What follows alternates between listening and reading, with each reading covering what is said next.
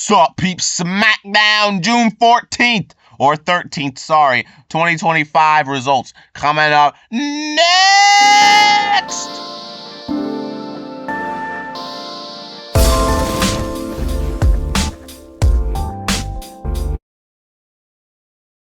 John Cena was standing in the ring, and of course, he was going off of the mouth like he always does.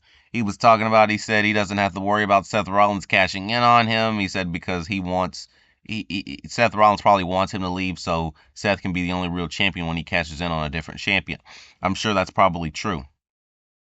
That makes sense because it's funny because I was thinking about that anyway. I said, I don't know if that really makes sense or not for him to cash in on John Cena.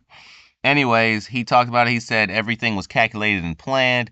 He said he knew that if he lost Royal Rumble that he could enter the chamber, and he knew that at the chamber that Seth and Cody would be weak, or Seth and Punk would be weak. And he said he also knew that it was the perfect time to shock the world when Cody was distracted because he was so focused on The Rock at the time. He said everything's calculated. A few minutes, and he also put himself on the Mount Rushmore of wrestlers, by the way. Anyway, a few minutes later, Cody comes out there and starts talking. A few minutes later, Randy Orton came out there as well. He talked about how he knows that he had John Cena down, but R-Truth got involved.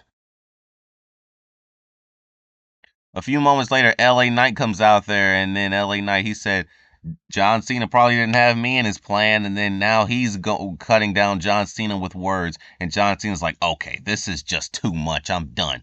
And he starts walking out, right?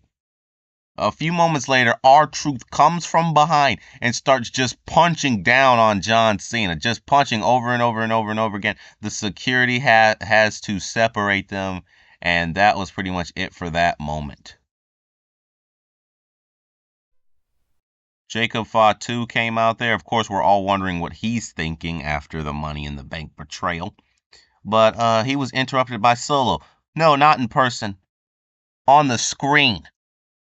Okay? On the screen. And I guess that's Jeff Cobbs in the back. But yes, Solo was not in the building that night.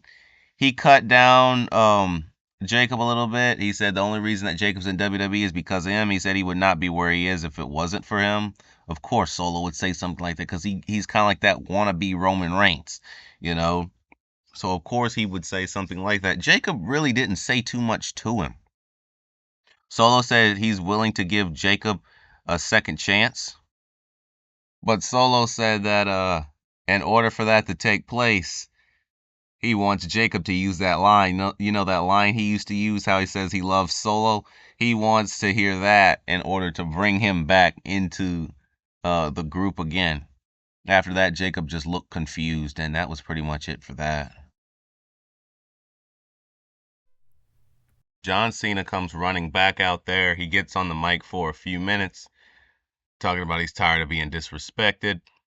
A few minutes later, the sound effect, the static, CM Punk comes walking out there, happy as he could possibly ever be.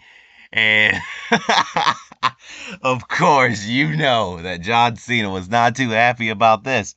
Anyway, he had words back and forth.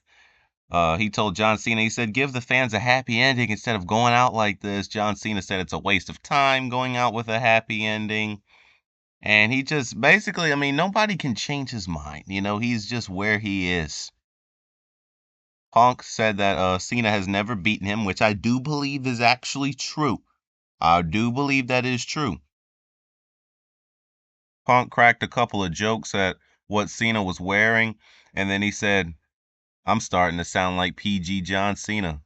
And then he looked at John Cena and he said, but you saying that you're going to leave WWE while still holding a title, you know who that sounds like? CM Punk, which is very true. Think about the storyline. Money in the Bank 2011. CM Punk won the WWE title from guess who? John Cena, and walked out. But of course he came back, and then John Cena had the replacement title, and then they had that whole storyline. But I was talking about this a while ago. I said Punk has already done the storyline of win the title and leave WWE first. He's already done that first. But anyway, back to the point. I'm getting too excited.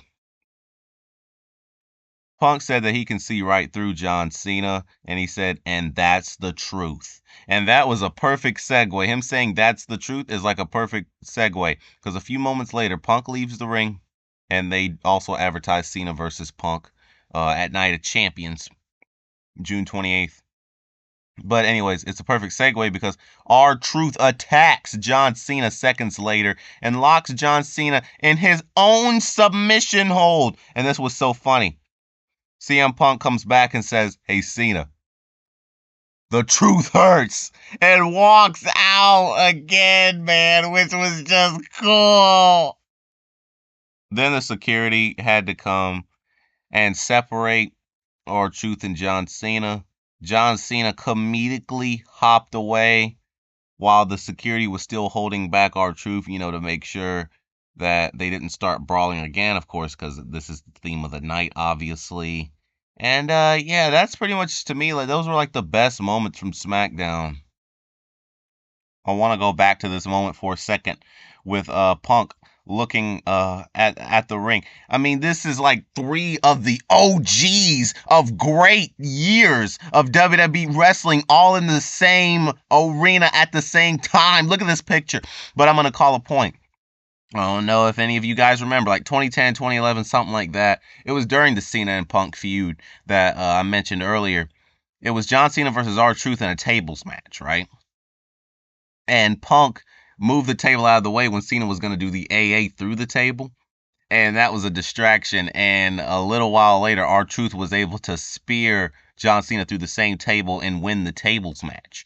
And I mean, think about it. Punk is on the same side of the ring that he was that night, and he did "You Can't See Me" to John Cena as well. It just reminded me of it, man. It was just good, man. It was fun, man. Those were fun days. But yeah, this just reminded me of it, man. Punk had on that Stone Cold shirt that night. But yeah, it just reminded me of that. Just wanted to throw that in there.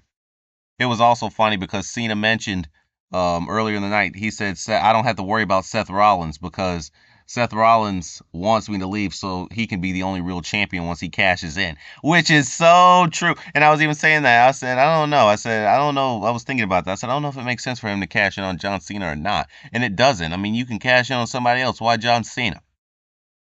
But yeah, this was a pretty good SmackDown. Peace out, peeps.